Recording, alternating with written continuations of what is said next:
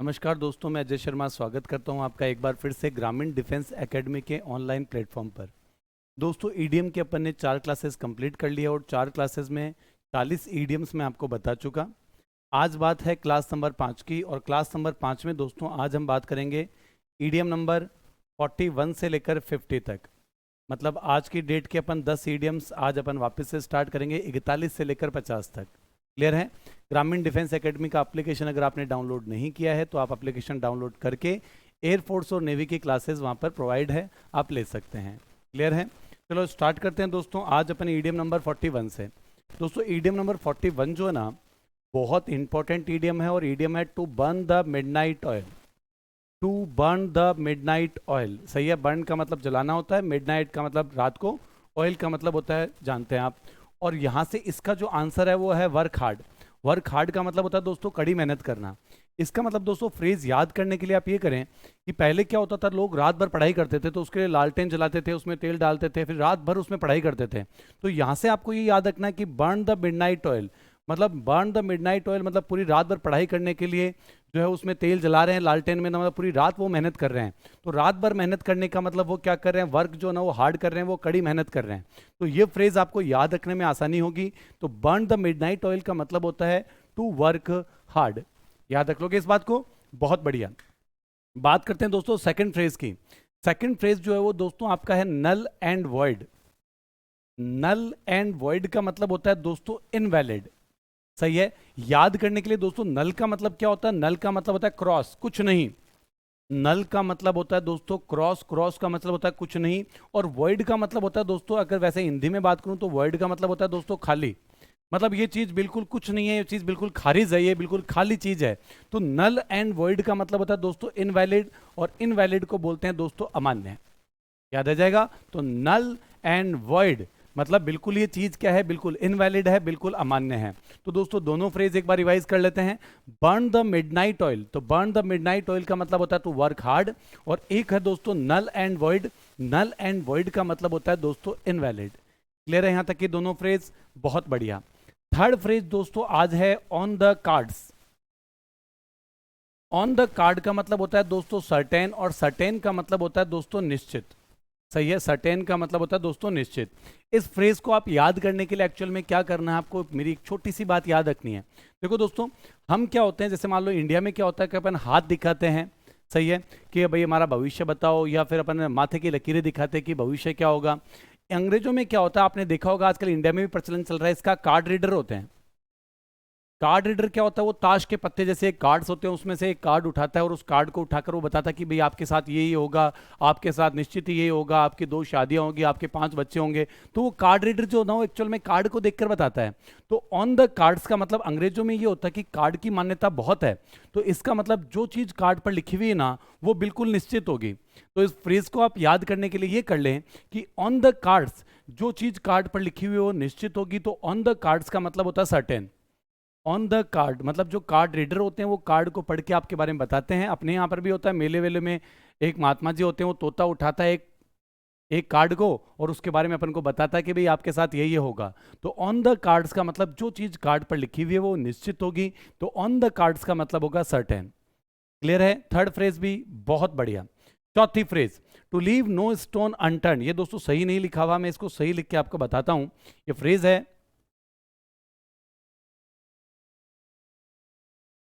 To leave no stone unturned.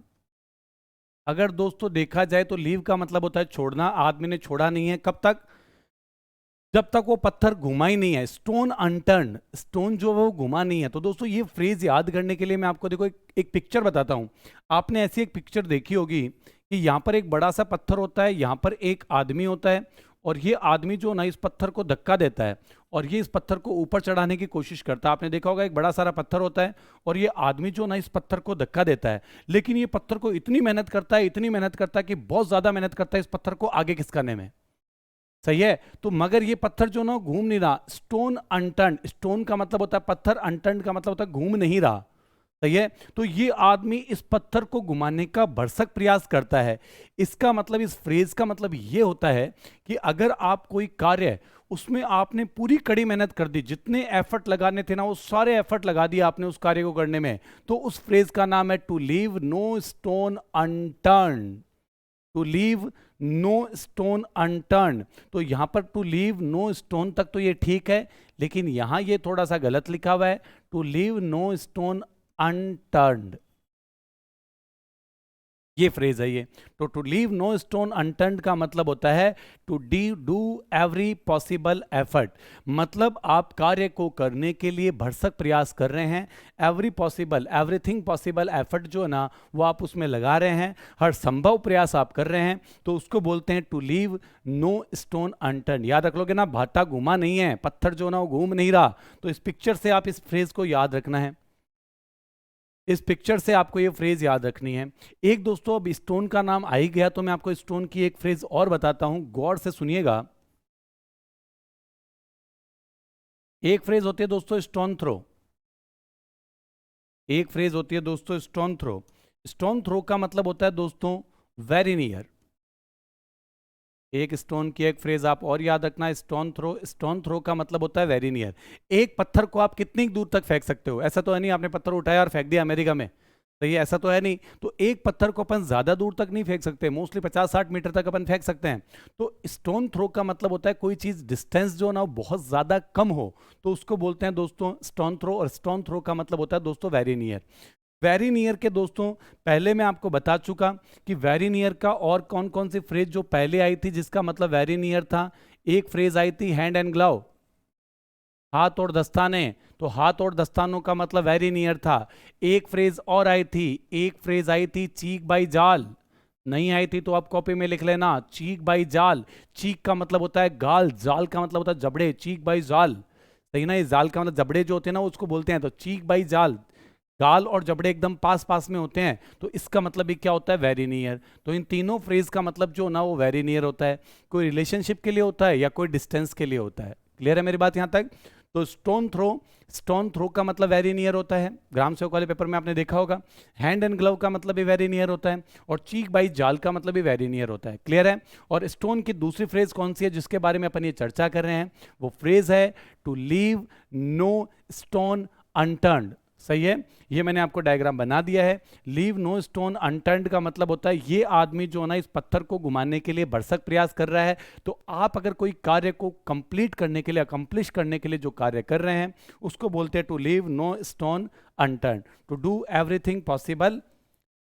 और यहां पर आगे पॉसिबल के आगे एक एफर्ट और लिख लेना, to do everything possible effort. Clear है यहां तक की? ओके, नेक्स्ट है टू मेक हेड और टेल। टू मेक हेड और टेल का मतलब होता है टू अंडरस्टैंड।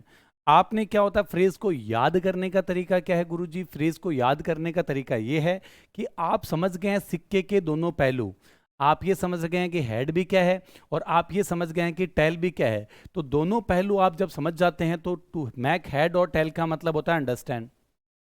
दोनों पहलू, सिक्के के दोनों पहलू आप समझ चुके हैं, मतलब कोई ऐसी बात जिनके दोनों पहलुओं को आपने सुन लिया है, तो बोलते हैं टू मेक हेड और टेल।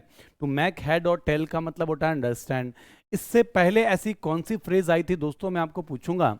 याद करने का तरीका यही तो है कि इससे पहले ऐसी कौन सी फ्रेज आई थी जिसका मतलब अंडरस्टैंड था।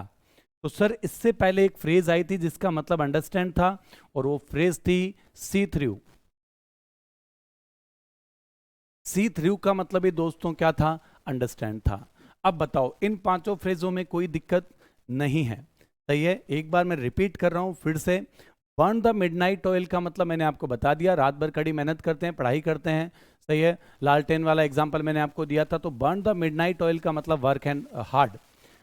नल एंड वॉइड का मतलब, नल का मतलब भी खाली, नल का मतलब क्रॉस है कुछ नहीं, वॉइड का मतलब खाली, तो नल एंड वॉइड का मतलब कोई चीज जो ना वो अमान्य है, इनवैलिड है।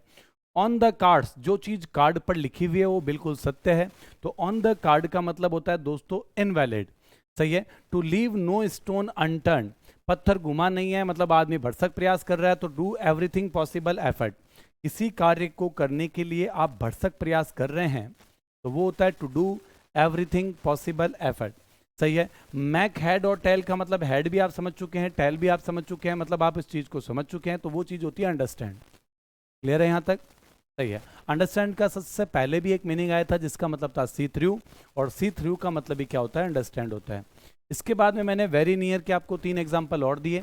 स्टोन थ्रो अनटर्न्ड का तो एवरी पॉसिबल एफर्ट हो गया। स्टोन थ्रो, स्टोन की एक फ्रेज और थी, स्टोन थ्रो का मतलब वेरी नियर होता है। हैंड एंड ग्लव का मतलब वेरी नियर होता है। और चीक बाई जाल, गाल और जबड़े का मतलब भी क्या होता है, वेरी नियर। इन तीनों फ्रेज का मतलब वेरी नियर होता है। क्लियर है पांचों phrase. Next phrase number 46। Phrase number 46 है बाई हुक और बाई क्रूक। हुक आप जानते ही हो दोस्तों, हुक लगाना, हुक लगाना का मतलब साथ देना, सही है, किसी का साथ से, सही है। और क्रूक का मतलब होता है दोस्तों धोखा देना। तो बाई हुक और बाई क्रूक का मतलब या तो किसी का साथ लेकर ये काम करो या किसी को धोखा देकर ये काम करो। येन केन प्रकारेण, हिंदी में और संस्कृत में इसका होता है येन केन प्रकारेण, मतलब बाई हुक और बाई क्रूक कैसे भी करके ये काम होना चाहिए। तो यहां पर है बाई फेयर, फेयर का मतलब अच्छा है, मैं पहले भी बता चुका है फेयर वेदर फ्रेंड में। बाई फेयर और फाउल मीन, चाहे अच्छे तरीके से करो चाहे फाउल से करो, लेकिन ये काम होना चाहिए। तो बाई हुक और बाई क्रूक का मतलब होता है फेयर और फाउल मीन्स, जैसे तैसे करके ये काम होना ही चाहिए, चाहे अच्छे तरीके से चाहे बुरे तरीके से। क्लियर है। इसको आप दोस्तों जैसे नॉर्मल अगर आप कम्युनिकेशन करते हो ना, तो उसमें भी आप इसका यूज़ कर सकते हो। ये बहुत अच्छा है कि ये काम होना ही चाहिए, या आज अपन को चीज़ कंप्लीट करनी है बाई हुक और बाई क्रूक, चाहे अच्छे तरीके से। हुक का मतलब आप समझ गए ना, जींस में एक हुक आता है, और क्रूक का मतलब होता है दोस्तों धोखा देना। तो बाई हुक और बाई क्रूक का होता है येन केन प्रकारेण, बाई फेयर और foul means. Next ended in smoke या end in smoke. Ended in smoke का मतलब दोस्तों यहां पर आंसर आपको दे रखा है कंप्लीट फेल्यूर, सही है। इसका दोस्तों मैं समझाने के लिए आपको ये बताता हूं कि जैसे मान लो कोई सिगरेट है, तो सिगरेट में क्या होता है कि दोस्तों जैसे सिगरेट का खत्म होने के बाद जैसे सिगरेट का बिल्कुल राख बन जाती है ना, वैसे ही अगर कोई आदमी अपनी जिंदगी में जो ना कंप्लीट फेल हो चुका है, अपने प्रोजेक्ट में अपने काम में अगर कंप्लीट फेल हो चुका है, तो उसको बोलते हैं एंडेड इन स्मोक। जैसे स्मोक में क्या होता है, जैसे मैं एग्जांपल देके बता रहा हूँ कि सिगरेट जो है वो खत्म होने के बाद, एंड होने के बाद क्या हो जाता है, उसका पूरा राख हो जाता है। वैसे ही अगर कोई आदमी कंप्लीट फेल हो जाता है, कंप्लीट पूर्ण रूप से असफल हो जाता है, तो उसे बोलते हैं एंडेड इन स्मोक, सही है। कंप्लीट फेल होने के बाद में आदमी को रीस्टार्ट करना पड़ता है। तो आप मुझे बताओ रीस्टार्ट की कौन सी फ्रेज थी। सर रीस्टार्ट की आपने दो फ्रेज बताई थी। एक फ्रेज तो थी turn over a new leaf, एक फ्रेज थी लाइक ए फोनिक्स। इन दोनों फ्रेज का मतलब था स्टार्ट एक न्यू कोर्स ऑफ लाइफ, जिंदगी की नई शुरुआत करना। Start a new course of life, तो जिंदगी की नई शुरुआत करना।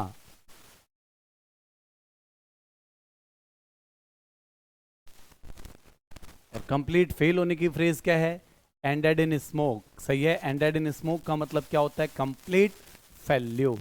याद रखोगे मेरी बात को, बहुत बढ़िया। ग्रीस वंस पाम, ग्रीस आप जानते ही हो, मोटरसाइकिल में ग्रीस लगाते हैं। पाम का मतलब होता है हथेली। आप सामने वाले को बोल रहे हो यार थोड़ा हथेली पर थोड़ी ग्रीस लगा दे, हथेली पर थोड़ी ग्रीस लगा दे, इसका मतलब क्या होता है दोस्तों, रिश्वत, सही है। बोले यार थोड़ा सा हाथ में यार थोड़ा सा ग्रीस ग्रीस लगा, जब तेरा काम होगा। तो जब तेरा काम होगा, जब हाथ पर ग्रीस लगेगी, पाम का मतलब होता है हथेली, पामिस्ट का मतलब होता है हथेली देखने वाला। तो ग्रीस वंस पाम का मतलब होता है दोस्तों ब्राइब, अनुचित कार्य हो रहा है। दोस्तों इस फ्रेज के साथ साथ मैं आपको एक बात और बता दूं, एक फ्रेज दोस्तों और होती है जिसका होता है under the table. Under the table का मतलब ये दोस्तों कई केस में ब्राइब हो सकता है। अनुचित कार्य हो रहा है, टेबल के नीचे से कोई कार्य हो रहा है, अंडर द टेबल होता है, तो वो होता है ग्रीस वंस पाम। और ग्रीस वंस पाम का मतलब होता है ब्राइब, और ब्राइब का मतलब होता है दोस्तों रिश्वत।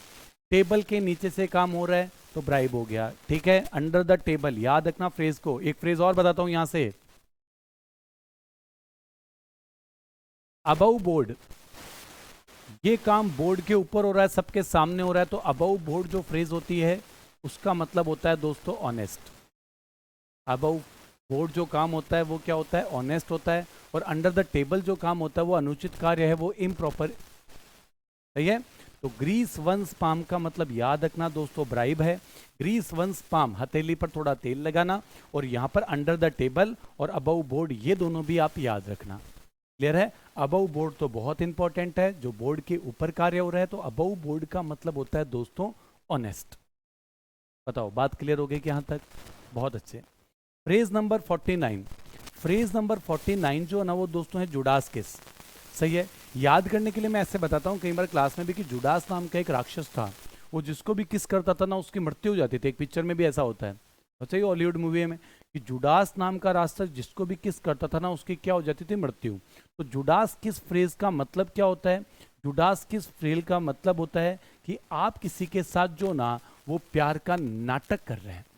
सही है, आप किसी के साथ क्या कर रहे हैं? ये खाली आप जुगाड़ ही कर रहे हैं। तो जुगाड़ करना का मतलब क्या होता है? प्यार का झूठा दिखावा करना, false show of love, false झूठा शो करना प्यार का। तो प्यार का दिखावा जो करता ना उसकी फ्रेज है कौन सी? जुडास किस। सही है, तो फॉल्स शो ऑफ लव। सही है, तो ये वाला हो गया। एक बार मैं रिपीट कर देता हूं सर। फ्रेज है बाय हुक और बाय क्रुक, येन केन प्रकारेण, बाय फेयर और फाउल मीन्स। दूसरा है ended in smoke, ended in smoke का मतलब कंप्लीट फेल्यूर। तीसरी है ग्रीस वंस पाम, हथेली पर थोड़ा सा तेल, इसका मतलब क्या होता है? ब्राइब। सही है, जुडास किस, जुडास किस का मतलब होता है फॉल्स शो ऑफ लव। और लास्ट फ्रेज है आज की 50 number, pipe dream. Pipe dream का दोस्तों मतलब है इम्प्रैक्टिकेबल स्कीम। अब अपना जुगाड़ क्या है इस फ्रेज को याद करने के लिए? पाइप ड्रीम, पाइप आप दोस्तों जानते ही उसमें से पानी बहता रहता है। सही है, और ड्रीम का मतलब होता है दोस्तों सपना। तो एक आदमी में क्या होता है? सपने की बाहर आती है, आज कुछ और कल कुछ और, आज ये स्कीम लगा रहा है कल वो स्कीम लगा रहा है परसों नई स्कीम लगा रहा है। जैसे पाइप में पानी लगातार बहता रहता ना, वैसे उसके सपने भी लगातार आते रहते हैं कि यार मैं ये कर लूंगा, फिर बोलता मैं वो कर लूंगा, फिर बोलता मैं वहां सिलेक्शन ले लूंगा, फिर बोलता मैं वहां ले लूंगा, होता कुछ है नहीं। तो पाइप ड्रीम का मतलब जो स्कीम्स है ना उसकी, वो सारी की सारी प्रैक्टिकेबल नहीं है। प्रैक्टिकेबल का मतलब व्यवहारिक होता है और इम्प्रैक्टिकेबल का मतलब होता है अव्यवहारिक।